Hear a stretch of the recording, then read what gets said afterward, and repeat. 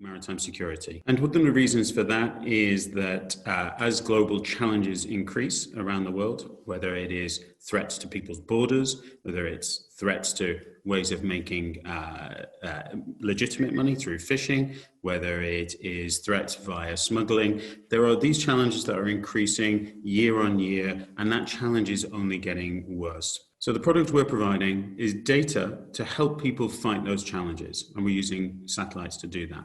Why we're doing it from space is that oceans and coastlines are vast. It's very, very difficult to monitor the Earth from airplanes because you can't fly over certain areas. You can only fly within your airspace. It's also very difficult to look from land because you're restricted by the horizon. So space is a very, very convenient place to collect data around the whole globe. So what are our satellites doing? Our satellites are flying around the globe and collecting information around how the radio spectrum is being used. By identifying how and where the radio spectrum is being used, we're able to identify areas of activity that would indicate illegal or illicit activity. So the satellites are flying in this particular orbit, was around the middle of the Earth, which is the main shipping channels. And we're focused very much on these main areas of interest within this zone that are able to provide a very commercial data set for our customers. So the first 4 satellites are in India at the moment, due to launch in the coming couple of weeks. Our mission team, as was announced this morning, has arrived in India in the last day or so to prepare the satellites, get them onto the launch vehicle and have them launched. We fly our satellites in clusters of 4. So where you can see 4 small satellites in this picture here, that's very, very important to us. We're formation flying those satellites. So the technology behind that is very, very complex. We're the first and only company in the world flying clusters of 4 satellites to do what we're doing. The reason why we fly satellites in clusters of 4 is that each satellite contains a radio that's listening to the transmissions coming from Earth. And by listening at 4 different points, we're able to do what we call multilateration, or sort of triangulation of the signal in order to work out where it comes from. So this gives us the ability to pinpoint very, very accurately to within a few hundred meters the position of a transmitter. So with the video, what I was trying to do was show you the why we're doing what we're doing from an environmental perspective, from a customer perspective, the reason why we're doing what we're doing. Also try to explain from a technology perspective simply how with the 4 satellites. Now I want to introduce you the business opportunity that we're addressing. So our business model is to sell the data that we're collecting from space that you've seen in the video. We're selling that via subscription. So that means that none of our customers ever own the data. We own the satellites, we control the licenses, we own the data ourselves, and we can sell that data over and over and over again, as many times as we are able to across the world to a wide range of different customers. The same data set gets sold over and over again. So we don't have a revenue capacity. Our opportunity to multiply our revenues, to scale our revenues to a very large extent is entirely within our control. So that is a very big opportunity. Through subscriptions, what we're able to do is then lock people into multi-year contracts. That means that as we grow and we launch more satellites, the revenues increase over a period of time as well. So whilst we start with a small, modest contract for the first satellite set of data, we can grow that over a period of time to be much, much larger, multiplying our revenues in many different ways. I've discussed this from a satellite perspective. Satellites are in space, they're collecting the data, downlinking the data to the ground. That data then is processed through Kleos proprietary algorithms. We have a range of software suites that we have developed over the last few years, proprietary algorithms that we've developed over the last few years that process the data and turn it into something useful to the customer. And what that is points on a map, essentially. These are the areas of interest that you need to go and investigate. that are either going to be a threat to you, or they are going to provide an opportunity to close something down very, very quickly. We provide those points on a map. So we go from satellite data to mapped flags, if you like, and that is what creates the value for the customer.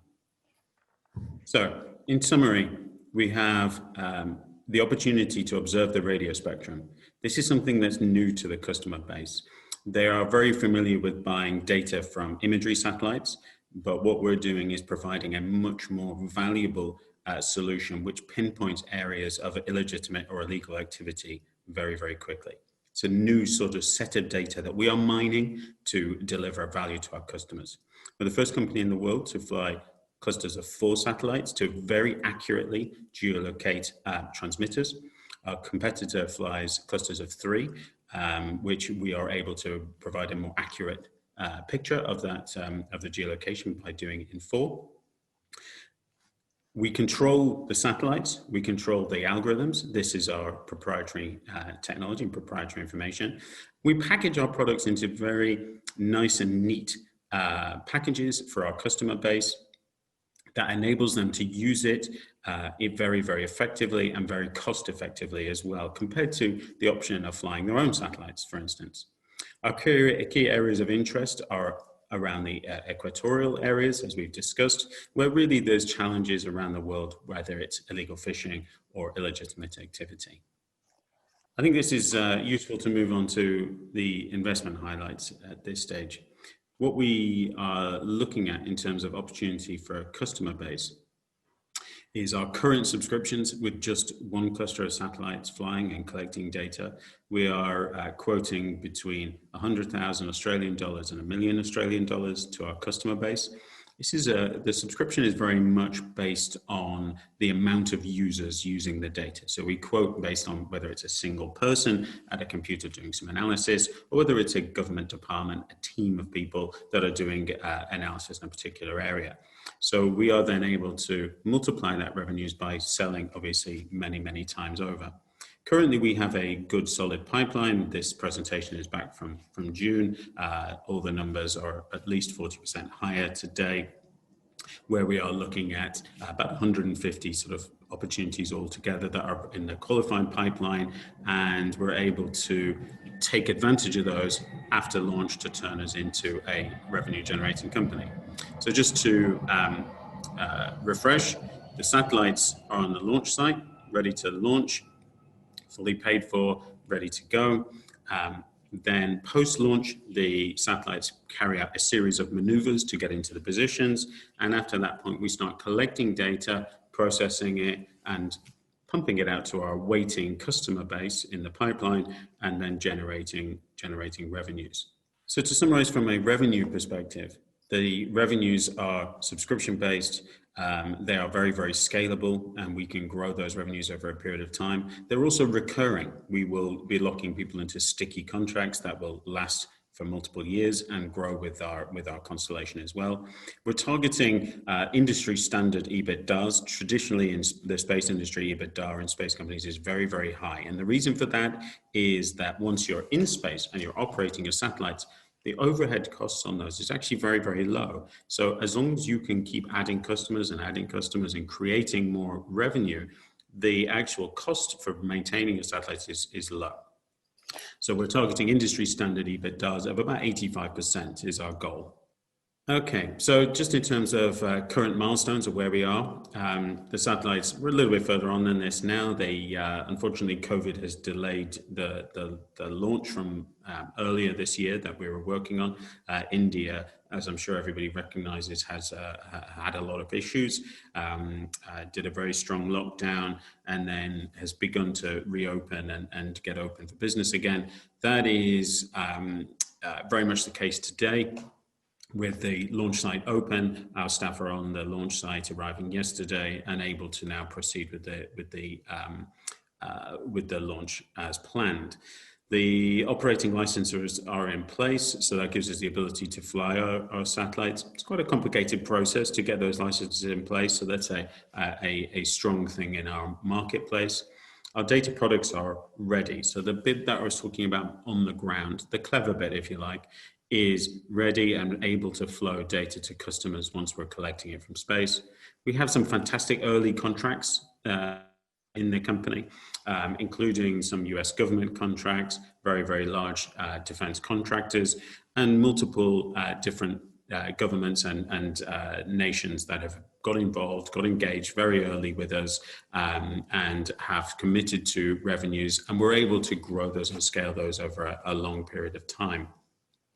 The next piece of information, which again, this deck is slightly out of date now, but it's the one that's publicly available. Our next cluster of satellites are well in track. We've booked the launch for those, which is June next year on a SpaceX launch vehicle. So we will be very quickly gaining momentum in this company. I think this is the key point here, that although the first launch is very exciting in the next few weeks, and we are tremendously excited by that, but that's only the first step along the path. We have multiple launches in 2021 booked, and we will be moving forward with contracts, with growth in revenues over the next 12 months. And you will see that news flow coming through over a long period of time. So we're not a one event company. There will be many events over the next 12 months. We've been very, very fortunate with the team that we've managed to build as well. I think this is and hold over the last few years. So we are a small team, but extremely experienced and extremely qualified in the market that we're working in. So our chairman, who's also an executive director, who is global director for business development for us, is Air Commodore Peter Roud. Peter is a general in the UK RAF, and has had a fantastic, successful career, not just as a fighter pilot, but also within NATO, within the European Defence Agency, spent a lot of time in the US as well over a period of his career. So Peter is a fantastic person, been involved very, very early on in the company development, and has gained us a lot of credibility in the marketplace that we're working in. Myself, obviously, you know, myself and Miles have worked in the space industry now for almost 20 years, working with each other for that time period. We've had different space engineering companies in that time aspect. We have delivered equipment to Mercury. We've got equipment on the moon and the Mars that we've put together and built. So we're very experienced from a space engineering perspective. And I think this is a key difference between a lot of, if you like, the new space startups and perhaps our background, that our background is very much about, well, when we get to space, we know how to make things work. We know how to get hardware that will deliver an outcome. We also, just to cover off the actual directors here on the board, David Christie is the non-executive Australian-based director, has had a long career with ASX listed companies. He's been involved from well before the IPO of the business, helping as general counsel, making sure that our corporate governance standards are very, very high, and we work very closely together. So just again, following through with regard just our the wider management team that sits within the company. I've mentioned trust and credibility a few different times here, and some of these guys that we have involved, particularly from a US perspective, you bring that in spades. Karen Hayes-Ryan has had a long career at a very, very senior level, senior leadership level within US government departments, and brings a lot of that credibility as our US-based director. Ian has had a long career as a CFO and working at a wide variety of different space companies. He knows how to finance satellites, and I think this is a very, very key thing. So building the models, building the financial models to help support the space business. Ian has has a lot of experience in that area. Sean brings in multiple different sort of government experience from a US perspective, but also in the Middle East. He spent a lot of time selling equipment and dealing with the Middle East customers, which is a large customer base for us, whether it's UAE or Saudi, etc. We have a lot of customers in that particular area for fairly obvious reasons. So that we have a very credible, very trusted, small but very effective team. So in terms of this slide here, what I'm getting across is the approach to market that we're taking. We are targeting business we're targeting government customers as well as business customers, so commercial customers, and really how we're breaking those licenses down into either single users starting at the bottom, which, as we said, is a very cost-effective way of buying our data. They might be relatively small analyst teams that are working within either search and rescue agencies, regulatory bodies, etc., but then aiming to grow that into multi-user team licenses, so larger subscription revenues for us, where the company size is generally larger from a commercial perspective. These are people that are bringing different data sets in from different areas, whether they're bringing in imagery, whether they're bringing in open source intelligence, they are aggregating those together and delivering a intelligence or solution to their customers. We like to call those application developers. These are the people that are developing the applications or the answers to a customer's need. Generally, those customers, the end user customer, tend to sit within the government environment. So whilst we work through application developers, we also work directly with the governments themselves. They're perfectly capable in most of the country's cases of developing their own applications and developing their own solutions.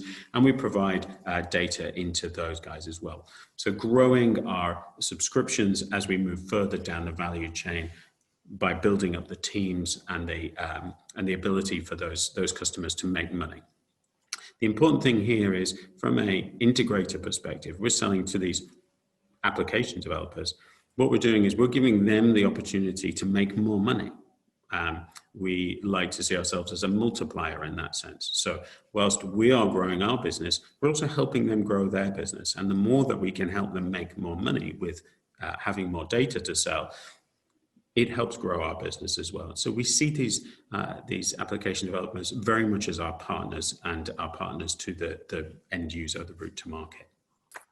So here we have some example numbers on this slide that give a sample in Australian dollars of the sort of revenues that we can generate per customer. The important thing here is really to see how they scale over time. As we have more clusters in space, more clusters of satellites, we're able to collect more data. We just simply have more product to sell. And as we have more product, there's obviously a scaling to that, and it can increase our revenues to each particular customer. The important thing is that even at the highest number there, 3 million Australian dollars a year for a subscription to 3 clusters worth of data for a large government customer, it's very, very small amounts of money compared to the agency's budgets. It gives them the ability to have access to extremely cost-effective commercial data, especially when compared to the cost of needing to launch or fly their own satellites, which will be many tens of millions. So this is a very cost-effective way. So whilst it looks like a high subscription rate compared to, let's say, our normal subscriptions we're used to for Netflix, etc., it is a very, very cost-effective subscription to a government customer. Extremely good value, and we've been welcomed from our customer base in that respect. So what we're aiming to do is then build up these amounts of customers into the hundreds and then thousands of scale of size of customer base. So that means that we can then have this very profitable company that I was describing earlier. Just really one point here I want to make on this slide. This is a summary at that snapshot at the time of June, where we are with regard the pipeline that we're developing. The key thing here that is not really brought out that well is the resellers or channel partners line, which is we have 26 channel partners around the world, is that it doesn't really show that what they do. So they have the ability to obviously buy a set of data, which might be a small team, so 300,000 a year, but they have the ability for them to sell the data onto their customer base. So on average, they have customer bases in excess of 10 customers themselves. So you can easily take that 26 and turn that into 260 customers we have access to on day one, because we have signed up our routes to market that have access to a ready and waiting customer base that are already buying data or working with them on other projects. So it gives us this multiplier upon multiplier effect as we aim to grow the company. So that's something that it's not brought out very well in this slide, but it's a key point here that that those channel partners are our country-based route to market with access to many end users that we will then be selling our data into. So this is a very important slide. We really only have one comparable in the entire world. There's an American company called Hawkeye 360. They are approximately 12 months ahead of us in terms of launching just one cluster of satellites. Their second cluster is booked for a similar time period for us. They're US-based, VC-backed. They have recently raised money at a pre-money valuation of 200 million US dollars. So a significant valuation. Now, the valuation here that for ourselves, which is currently about 54 million Australian dollars, so about 30 million US dollars, is still extremely small when compared to our competitor. And part of that is that we're obviously just this pre-launch period, but what we need to be doing is looking ahead, post-launch. We have a lot of room to grow into with regard to valuation, and we expect to be much higher than we currently are today in the next 6 months or so. So we're aiming for very large growth. We have a lot of headroom before we even get close to a competitive valuation, which is almost doing an exactly same thing as ourselves. What we're also aiming to do is we're past Hawkeye. It's not just good enough that we compete with them. We want to move past them. We have the capability of moving faster. We have the capability of being leaner and more cost effective. We also have the capability of delivering and launching more satellites into areas that our customers are actually interested in. So we have multiple routes to improve and go past these guys. But for now, we are currently valued at a very, very low 10% roughly of their valuation. And we aim to be filling that gap very, very soon. Just a way of conclusion, we're using space assets as a convenient place to collect data. We're using our own technology to produce a value-added solution to a customer. And we're doing that via our sort of trusted means by having a strong management team, by having reliable and strong data sets. It's a very, very cost-effective data set with a very large marketplace with hundreds, if not thousands of customers out there. And most importantly, we're very close to that inflection point, literally a couple of weeks away from a launch event that just starts to kick off a series of events over the next, especially the next 12 months as we move into our growth phase and grow the business model out. Okay, I'd welcome questions. Yeah, they're insured. Launch and satellites are insured. The maintenance cost is actually very, very low. What we have to do is we pay for downlink of the data from the satellites to the ground. That's based on how much data we're transferring. So it's sort of like your broadband costs, if you like. It's extremely low. So if I give you an example of our current cost base for the scouting mission ongoing is going to be around, including Amazon Web Services costs, it's going to be about $150,000 a year. Very, very low cost. I just wanted to, just going back to the launch failure question, we are insured, and it is very easy to get insurance for PSLV launches at an extremely low cost for the insurance, because of the reliability of the Indian PSLV launch capability. They've been operating for many, many years and have had a very, very successful campaign over launches. So our insurance is actually would surprise you how little it costs from an insurance perspective to fully insure your satellites and launch because of the reliability. And so it was easy to insure. Just to add some clarification. So we work in the world of Earth observation. Earth observation is broken down into different parts of the spectrum.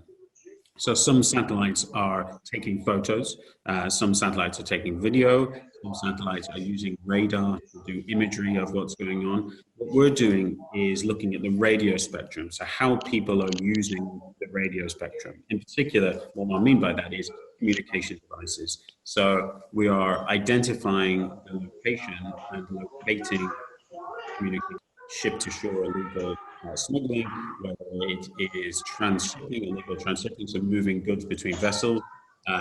Those are all coordinated using radio communication devices. It's that we are locating.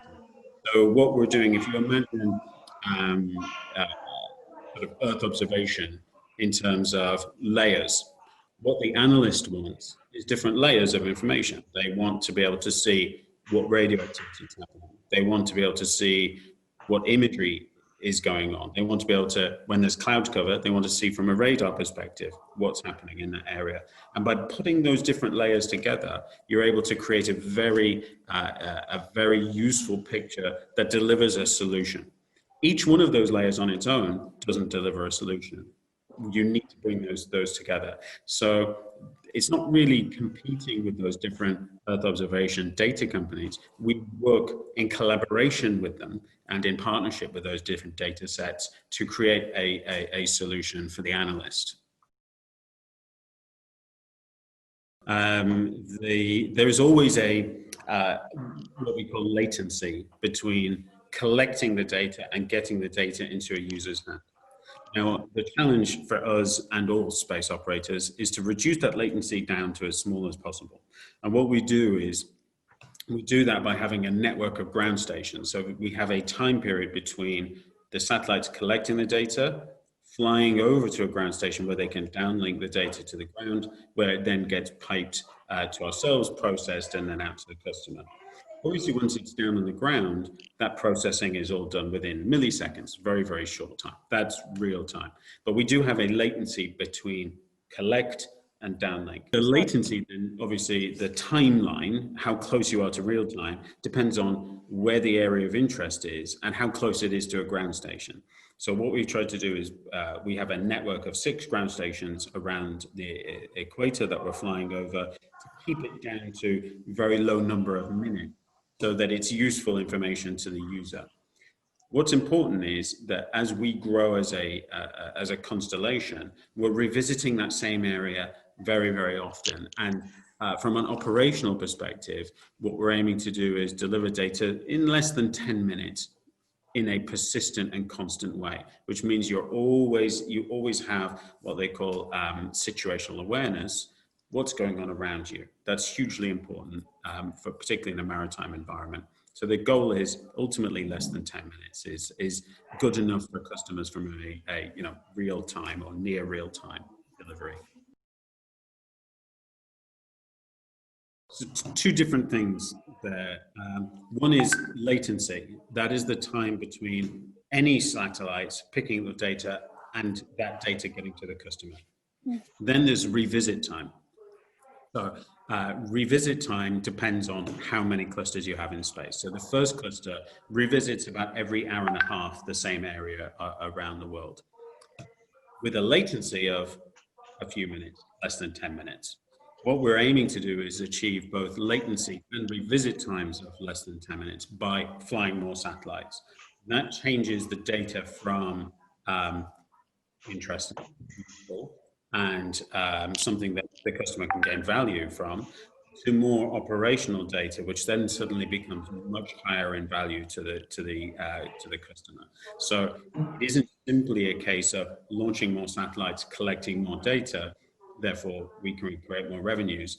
The value of that data also increases with the collect capability. The important thing about our business and the difference between our company and, let's say, a communication space company is that we can generate revenues from day one of the first launch. If you're a communication company, you need to launch your full constellation before you can generate any revenue. Therefore, the costs are very, very different in terms of that. Ours is more of an organic growth scalability company rather than a big bang once all your constellation's in place, like a Starlink type organization. So the satellites need to be, well, first of all, detumbled. So when they get pushed out of the launch vehicle, they're rotating. It takes some time to detumble them. Because we're flying in a formation, we use propulsion on board the satellites, like a small engine, to fly the satellites into the position that we want them to be in. That takes some time. We then commission the satellites, start the testing process and validation with our customer base, which is over a period of a few weeks. So it's certainly not minutes or days. Things do take a little bit of time in space. So over a period of a few weeks, we're then working through validation, testing with our customers, and getting into revenues after that point. Well, the Gsa Portal is a method for the US government customers to procure the data without going through the normal procurement process of putting out tenders and that sort of thing, because we've pre-agreed the contract terms. It's because that's the whole point of being on there. Everybody's agreed the contract terms, our prices are published on there, they click a button, place an order, the data starts flowing. It's a very automated, good system for us to be in. In terms of number of customers that would come on board that, you're looking at probably breaking it only down into departments or agency size customers. So it's more in the tens of customers rather than hundreds. So sub 50 overall. Once you've got all the COCOMs in the Navy, you've got Coast Guards, you've got different Air Forces departments, you have universities and government-controlled research entities. There's between 30 and 50 is where we're sort of estimating that. Yeah, the answer is that the data is fairly similar. It's points on a map, looking at different parts of the frequency bands, and we're looking at locating slightly different radios than they are. In terms of how we convert their customers to our customers, we don't. The customer buys both sets of data. Our satellites are never in the same place at the same time. We're actually looking at different parts of the spectrum than they are. So whilst the model is similar and whilst the technology is similar, in reality, the marketplace is so vast and the customer's need is so great that they will certainly be taking data from both players.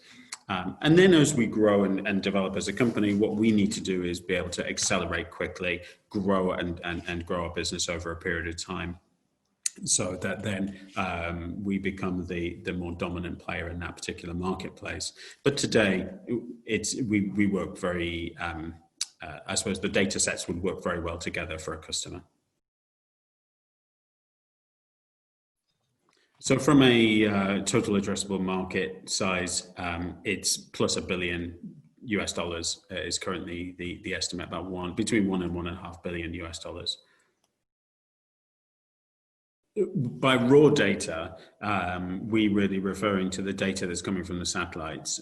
So the data that we're selling to a customer is processed in the sense that it's run through our algorithms. We're finding the locations, we're cleaning the signals up, we're creating geolocation data is what we're producing to the customer.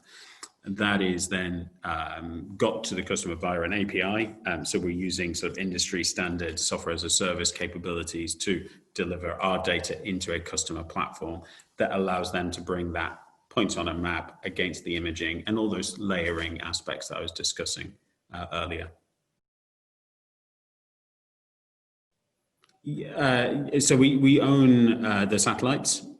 We own the licenses to operate those satellites. We own the intellectual property for the processing algorithms. So we own the complete sort of value chain. We own the designs of the satellites, so we don't build the satellites ourselves. We have a supplier base that we use to build the satellites for us to our design and specifications.